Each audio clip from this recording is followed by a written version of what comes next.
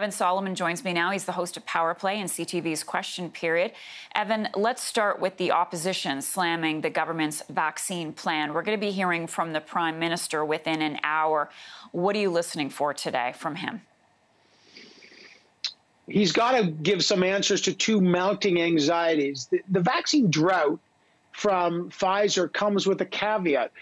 Canada's getting zero this week and a severely reduced in the coming weeks. And the opposition saying, wait a second, why has Canada got zero when the European countries have reduced supplies of the Pfizer vaccine, but they're not down to zero?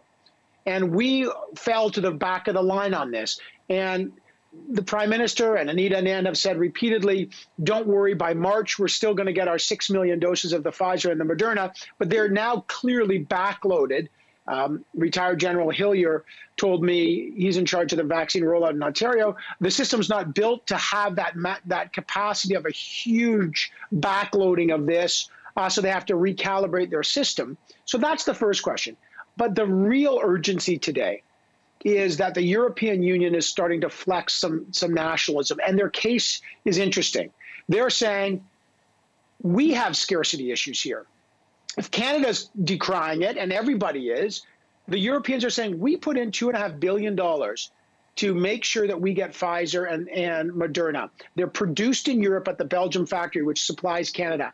They're saying, before you ship outside of the EU, the 27 countries, make sure we get our supplies. So that would push Canada not to the back of the line, but potentially off a cliff, if they actually invalidate Canadian contracts and say, sorry, we can't meet your March deadline or your April deadline until the Europeans get supply. Now, it hasn't come to that, but there's real fears now that the scarcity and the rising second wave will force governments like the EU and others into a vaccine nationalism, as the UK called it. And scarcity, the first casualty of scarcity is generosity. The second casualty could be contracts. And we have valid contracts. Those we paid for these vaccines, and we hope that Pfizer can honor those. But the EU is clearly saying, wait a second, don't you go start feeding Canadians,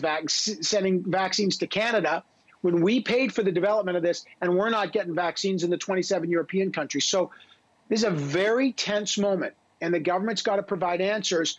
Are you guaranteeing, despite EU pressure and other pressures, that the vaccines Canada has purchased from the factory in Belgium that makes the Pfizer, that Canada will get those on schedule when the factory finishes its retooling?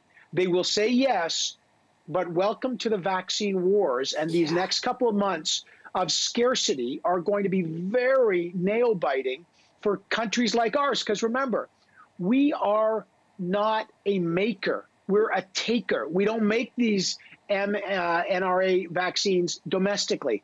We import them, and it makes us vulnerable. And that means the rule of law and contract law has to be upheld, or we'll become, you know, you're either part of the bulldozer or you're part of the road, and we do not want to be part of the vaccine road. Right. And on your point about we're not a maker, that's what bothers Conservative leader Aaron O'Toole. We heard from him yesterday on that. We're going to hear, I'm guessing, again today, that we should be firing up some facilities or turning to Michigan and saying, can you produce some product for us?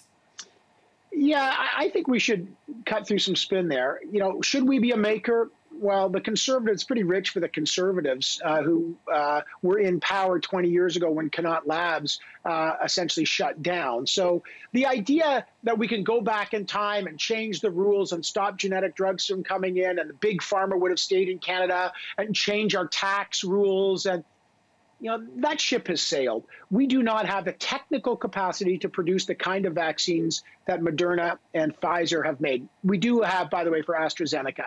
So the idea that we can, that's a criticism of this government, that's a 20-year-old argument, and there was no time to ramp that up. The idea that Kalamazoo Lab in Michigan is going to start sending Canada some when New York State is running out, that's also a fantasy. So look, there's a lot of politics here. I think most Canadians would like to have people ask for realistic solutions, not scoring points on 20-year-old decisions and unrealistic issues. What's realistic is we ordered supplies. Why did we order so few? Or did we pay a premium? Those contracts aren't transparent. The Liberals should answer that. Two, are those contracts going to be honored given the fact that the EU is starting to flex muscles because of their own issues with supply? So those are the key questions that we really need answers. And, you know, we can play revisionist history another time, but it's not going to help you, I, or the 35 million Canadians that need a jab in the arm get that jab and save their life today.